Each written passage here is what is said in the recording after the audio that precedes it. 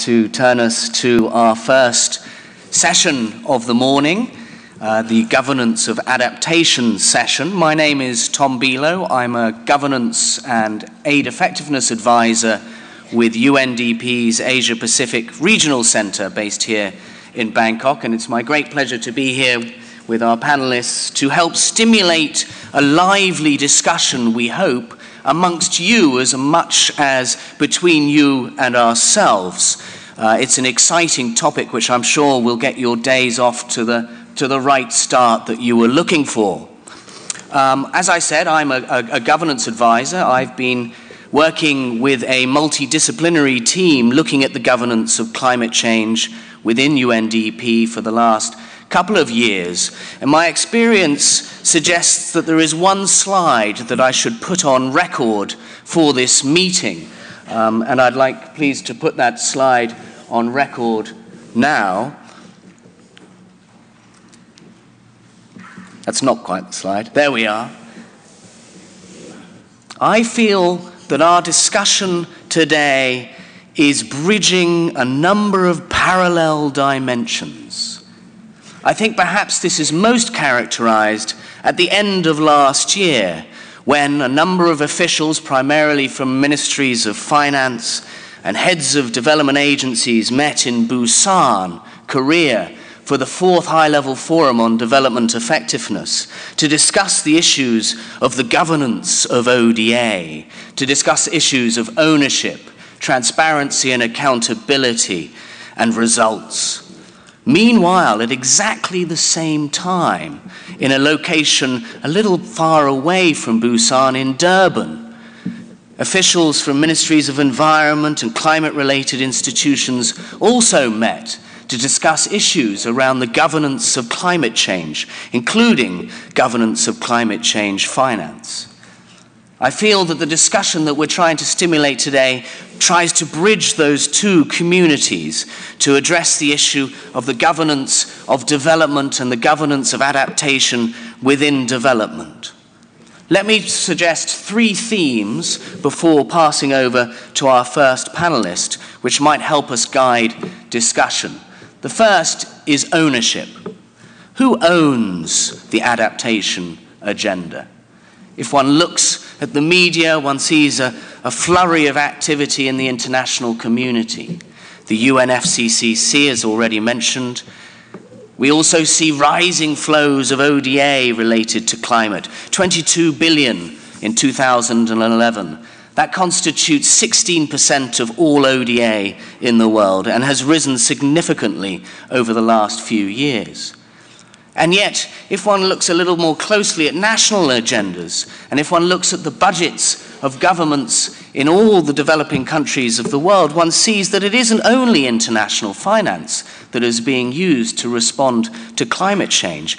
In fact, recent work that UNDP has been conducting on budgets in the Asia-Pacific region shows that the majority of climate-related finance and adaptation expenditures are already coming from government budgets.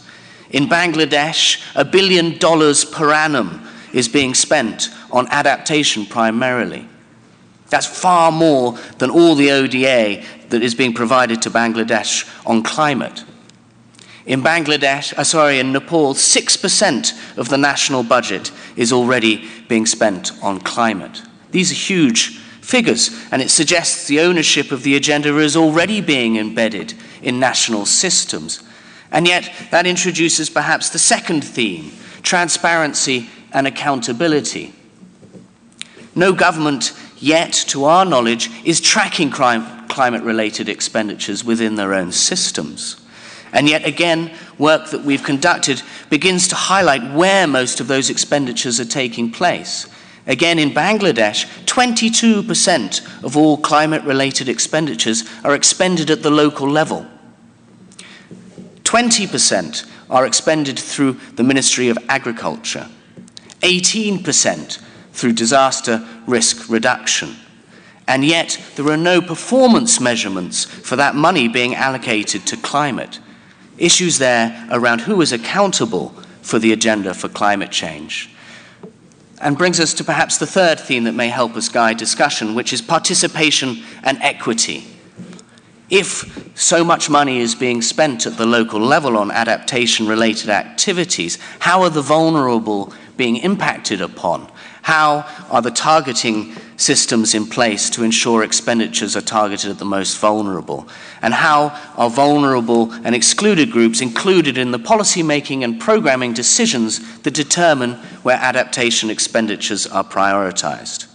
So there are three themes perhaps that may help us in our discussion, and one overarching concern with bridging the parallel dimensions in this room. But now, may I please pass to our first panelists. We have agreed amongst ourselves to discuss each one in turn for 5 minutes. After the series of panelists, it's only 4, so we'll be brief. We'll then turn over to the audience and hope to hear your discussion amongst yourselves, as well as answer any questions that you might have for us. Our first speaker has come all the way from the Pacific. It's Brian Dawson, who is the Senior Climate Change Advisor at the Secretariat of the Pacific Community. And Brian, I'll pass over to you, please. Thanks, Thomas, and good morning, everyone. I was so thrilled to actually see this issue on the table as a major agenda item, and particularly for a plenary session, because the issue of governance is rarely given the sort of profile that it probably deserves in the adaptation agenda. And from my point of view, I think that good governance is probably the cornerstone of adaptation responses, and I think we need to pay much more attention to it. I just want to be very brief, because this is an area we could spend many hours discussing, and just highlight 3 issues. And these generally are very applicable in the region that I represent, which is the Pacific Islands region. They're quite a range of characteristics of Pacific Island countries that make them highly vulnerable to climate change, but they're also pertinent to any developing country that's grappling with the whole issue of adaptation. And the first issue I want to make of 3 is that effective governance of natural resources is probably one of the best means of building resilience in the short to medium term, at least in response to climate change.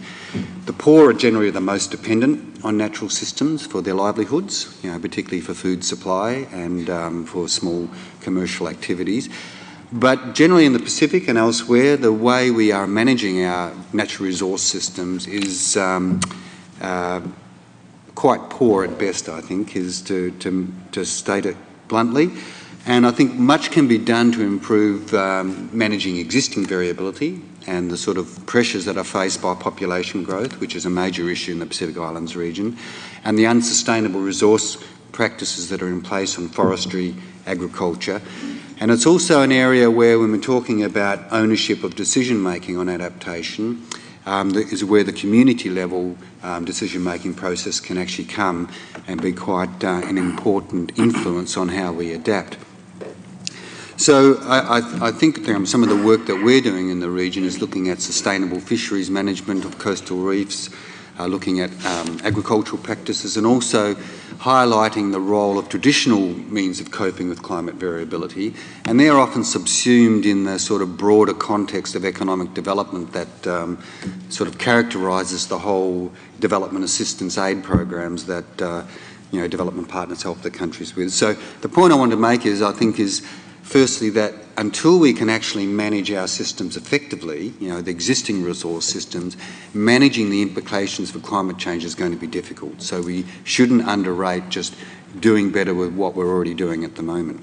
The second point I want to make is about managing risk and having appropriate information which underpins governance. And this is an extremely important point, because a lot of people say, oh, we know all about the science of climate change, we know what's going to happen, let's just get out there and adapt. And no disrespect to any of our development partners, but often they're driven by political imperatives to have a development project in place, to have something they can cut a ribbon on, and look, we've done with adaptation, it's all very good, and let's move on to the next task. Where in reality there's lots of things we don't know. We've got a rough idea of where we're going with climate change, but in terms of the detail on the ground of what's going to be faced by what communities and what the potential response options are, I think the information base is still quite poor. So a lot of donors and development partners don't like to invest in research and information, but I think that's one area we need to understand the risk profile. We need to spend more time and effort into really working out what climate change means for these communities, and in particular, what the timeframes are. Climate change is a slow process. The commitment to it is not, that's quite rapid, but the actual process of climate change is slow, and some of the impacts, particularly in the Pacific, like sea level rise, are quite long term, and we're talking multiple decades. We have time to put in place appropriate structures and understanding at the national level, at the international level, and more particularly at the provincial and community level where the adaptation occurs, to put in place the proper information systems, to put in place methods of actually understanding and managing risk, appropriate risk aversion activities, and I think that's an area that requires much more attention from the international community, is understanding what we're actually facing and what are the most appropriate response actions.